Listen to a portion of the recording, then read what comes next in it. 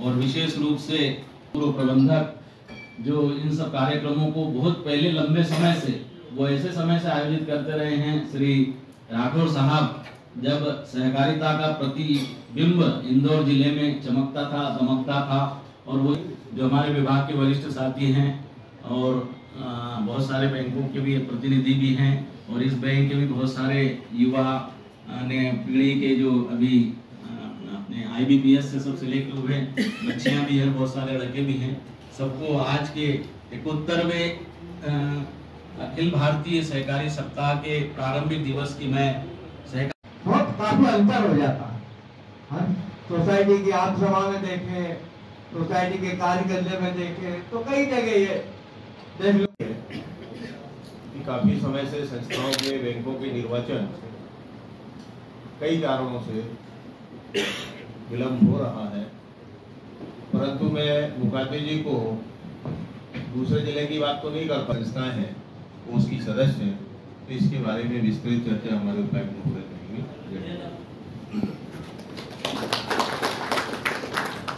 धन्यवाद परिया साहब। और हमारे वक्ताओं का एक बहाना था, हमें तो जोर हवाओं का आजमाना था। आज सहकारिता की स्थिति क्या है? स्थिति तो गंभीर है, लेकिन एक आशा की किरण भी है कि केंद्रीय शासन ने इसको अपना एक मंत्रालय देकर के और एक सशक्त आदमी को इसका इंचार्ज बनाया है। तो एक तरफ जहाँ स्थिति ऐसी है, वहीं दूसरी तरफ ये भी आशा जगती है कि निश्चित ही सहकारिता आंदोलन अपनी ऊंचाइयों को छुएगा।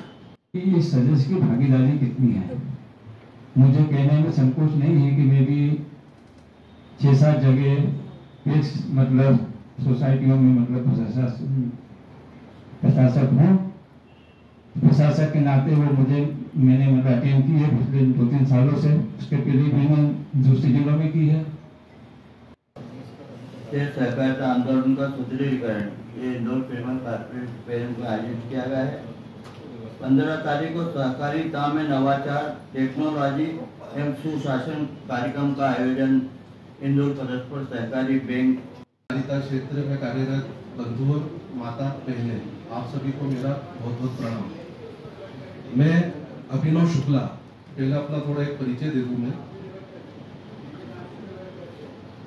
अभिनव शुक्ला, पिता श्री छोटू शुक्ला, वर्तमान में परस्पर सहायक कोऑपरेटिव बैंक में संचालक पद पर भी हूँ। चिकमंगलुर 7 सहकारिता संस्था हमारी पेढ़ी है, उससे भी जुड़ा हुआ हूँ। Madhya Pradesh federation of urban cooperative banks के हाल ही में नवनिर्वाचित कार्यकारिणी है, उसके अंदर भी संचालक पद का मैं दायित्व निभा रहा हूँ। और हाल ही में पिछले रविवार को संगठन के आदेश से सरकार भारतीय महानगर इकाई की जो कार्यकारिणी गठित हुई है, उसमें अध्यक्ष पद पर निर्वाचित हुआ। अभी वृद्धि लाना है तो सबसे पहले शुद्धि की अति आवश्यकता है। शुद्धि मतलब क्या, उसका जीता उदाहरण मैं आपके सामने हूँ। आप सबसे काफी उम्र में छोटा हूँ, पर काम करने के लिए मैं प्रेरित हूँ। हो सकता है ज्ञान में मैं आपसे कम हूँ, पर मेरे में एनर्जी है, उस एनर्जी को मैं इस दिशा में लगाना चाहता हूँ। साहब का नेचर जो मुझे इतना अच्छा लगा, वो मेरे को मार्गदर्शित दे रहे थे बैठे बैठे कि बेटा ऐसा समझना, आप मेरे से आके मिलना 20 तारीख के कार्यक्रम में। वो भी कहीं ना कहीं चाहते हैं कि उनका जो विजन है वो किसी ऐसे व्यक्ति के साथ साझा करे जो मैं बात नीचे स्तर तक अपने साथियों तक ले जा सकता हूँ। अभी अगले महीने हमारा अधिवेशन होने जा रहा है संस्थाओं के बीच में, वो प्रशासक के बीच में, कि आपकी जो भी समस्या है उसको हम साफ तक ले जा सके और साफ से चर्चित करके हम उसको कितना हल करा सके। और रही बात सहकारिता क्षेत्र की, इसका भविष्य बहुत ही उज्जवल है, क्योंकि आप खुद सोचिए, यदि अमित शाह जी ने इसकी कमान हाथ में ली है तो वो व्यक्ति को, एक छोटा मोटा व्यक्ति नहीं, उसका विजन कुछ बहुत बड़ा होगा। आने वाले समय में अगले 5 वर्षों में आपको हमको पता चलेगा कि सहकारिता की क्या महत्वपूर्णता है। माननीय सरकारी नेता जब भी उपस्थित हुए हैं, तो अपने उन लोगों से एक ही बात कहता था कि माननीय आप लोगों ने बहुत कुछ दिया, अब कुछ नई जनरेशन को भी आगे लाइए। आज मैं वास्तव में बहुत अभिभूत हूँ कि अभिनव जी इस मंच पे आज एक नई पीढ़ी और नए दौर के साथ में यहाँ उपस्थित है। स्वाभाविक तौर पे सहकारिता का नाम ही व्यक्त करता है कि समन्वय का काम, और यदि हम इन संस्थाओं को, हम अपनी योजनाओं को, हम इस कार्यक्रम को आगे बढ़ाने के लिए इन 7 दिनों में मंथन करें, तो ये 7 दिन के लिए जो चिन्हित विषय जो राठौर साहब ने पढ़ के आपको बताए हैं, यदि इन 7 विषयों का मंथन हमें 7 दिन कर दिया तो आने वाले पूरे साल भर ये हमको ये 7 विषय दिशा निर्देश देंगे, मार्गदर्शन देंगे और हमारे आंदोलन की क्या दिशा होगी ये तय करेंगे। स्वतंत्रता के बाद में पहली बार अभी 2 सालों में आप सबके सामने आज का जो विषय है कि सहकारिता मंत्रालय की नई पहले, तो ये जो नई पहले है इसके बारे में संक्षिप्त में मैं आपसे बताऊंगा कि सहकारिता मंत्रालय ने समग्र रूप से सहकारी आंदोलन को एक नया आयाम देने की कोशिश की। हम लोग 100-125 साल से इस आंदोलन को देख रहे हैं, तो एक जो आमूलचूल परिवर्तन एक साथ होना चाहिए था, वो प्रक्रिया का दौर भी चल रहा है। पहली बार उनको एक दृष्टि से, एक प्रकार से, एक लाइन में आगे बढ़ाया जाए, इसका काम शुरू हुआ है। स्वाभाविक है कि हमारे यहाँ की भौगोलिक परिस्थितियां, हमारे यहाँ की सामाजिक परिस्थितियां, हमारे यहाँ की राजनीतिक परिस्थितियां, हमारे यहाँ की आर्थिक परिस्थितियां पूरे देश की अलग अलग क्षेत्रों में अलग अलग तरीके की है। तो गुजरात का अलग स्ट्रक्चर था, महाराष्ट्र अलग दिशा में अलग है, हर जगह का अलग है। पहली बार ऐसा हो रहा है कि सेवा सहकारी समितियों की उपविधियां पूरे भारत भर में एक जैसी। एक मल्टीपर्पज सोसाइटी होगी, या तो मल्टीपर्पज सोसाइटी पैक्स होगी, या तो दुग्ध समिति होगी, या मछली समिति होगी। मत्स्य समितियों को भी उतना ही महत्व दिया गया जितना दूसरे। आप सब जानते हैं फसल उगाने के साथ साथ पशुपालन का भी काम बड़े महत्व के साथ में करता है।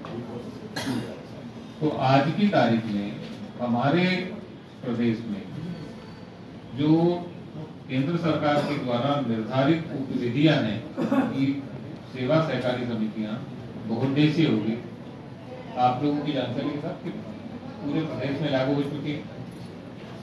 दूसरा स्टेप था कंप्यूटराइजेशन का। पूरे भारत भर में कंप्यूटराइजेशन का जो चल रहा है टैक्स के, तो उसमें भी आपके लेखा पद्धति भी सब एक जैसे। आप यहाँ बैठ के देखोगे 15 दिन में केंद्रीय सहकारिता मंत्रालय की वीसी होती है हमारे इर्द और रजिस्ट्रार साहब उसमें जुड़ते हैं। हमारी हर सप्ताह वीसी होती है। मैं जो जानकारी मिलती है कि कंप्यूटराइजेशन में मध्य प्रदेश अभी टॉप पे चल रहा है, सबसे ज्यादा काम कर रहा है। और 31 मार्च तक जो टारगेट है, अभी ऑडिट का काम चल रहा है, वो भी इस साल का ऑडिट, जैसा इस साल का ऑडिट कंप्यूटर से ही हो रहा है, मैनुअल ऑडिट नहीं है। एक समिति का ऑडिट हो चुका है, जो ऑडिटर जा रहा है, ऑडिटर को भी कंप्यूटर की ट्रेनिंग दी गई। और एक और आप लोग बाद में जरूर लोगों के लिए खड़े होंगे और होना भी चाहिए। एक नया आदेश ये भी निकाल दिया गया है कि 30 नवंबर तक यदि कोई समिति प्रबंधक, तुम लोग मालूम है कि प्रशासक लोग समझ लो, प्रमाण पत्र से यदि कंप्यूटर पे स्वयं काम नहीं कर सकता है तो उसको उस पद से पृथक करना कंपलसरी हो गया है, क्योंकि जो भी काम करना है वो कंप्यूटर पे करना है। अब आपको जाने की इतनी जरूरत नहीं पड़ेगी, आगे जाके एक आपको वो स्कैनर भी मिल जाएगा, आपको जमा करना है तो कोई प्रॉब्लम नहीं है। आप तो अपने खाते से भी सीधे आप स्कैन करके पूरा कंप्यूटराइजेशन कर रहा है। 1 अप्रैल के बाद में ये लिखा पढ़ी वाला काम बंद हो जाए। अभी वैसे इंदौर जिले में एक सोसाइटी है जो आज भी कंप्यूटर पे काम करते हैं। और पूरा बेटवा के पास में वहाँ कोई भी जाओ तो फॉर्म भरने की जरूरत नहीं, वो कंप्यूटर से सब निकाल देंगे, कंप्यूटर वही जमा हो जाएगा और सीधा सीधा केस बुक में वो एंट्री करते हो। ये व्यवस्था इस काम में जब हम लोग लीड कर रहे हैं तो जो तकनीकी परेशानियां हैं इस बार, क्योंकि पहली बार जब हम कंप्यूटराइजेशन में जाते हैं। दोस्तों, एक हमको थोड़ा इसमें क्रांतिकारिता लाना पड़ेगा। सहकारिता में आंदोलन को मजबूत करना है और जिंदा दिली के साथ करना है। तो एक नारा है, आपको लगाना है, सहकारिता आंदोलन। आप बोलेंगे जिंदाबाद, सहकारिता आंदोलन जिंदाबाद, और जो सहकारिता आंदोलन जिंदाबाद, दो बात को बोलना है। मैं इंदौर जिला सहकारी संघ की ओर से, इंदौर पीपल कोऑपरेटिव बैंक की ओर से हार्दिक आभार व्यक्त करता हूं कि आपने आके आज इस कार्यक्रम को सफल बनाया।